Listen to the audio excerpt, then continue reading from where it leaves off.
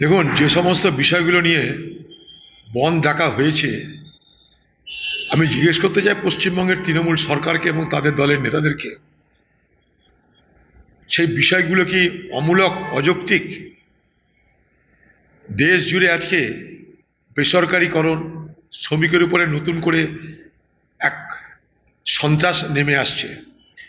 শ্রমিকদের রুটি রুজির প্রশ্নে নিজস্ব অধিকার তারা হারাচ্ছে। নানা রকমের আইন এনে ভারতবর্ষের শ্রমিক কর্মচারীদের অধিকার হননের চেষ্টা চলছে। তৃণমূল পার্টির লোকেরা পার্লামেন্টেতে এগুলো নিয়ে বলে যে শ্রমিকের স্বার্থ রক্ষা করতে হবে।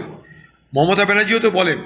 তাহলে সেই স্বার্থ রক্ষা করার জন্য যখন ধর্মঘটের কথা বলা হচ্ছে, তখন তার বিরোধিতা কেন? এতে পশ্চিমবঙ্গ সরকারের আপত্তিটা কোথায়?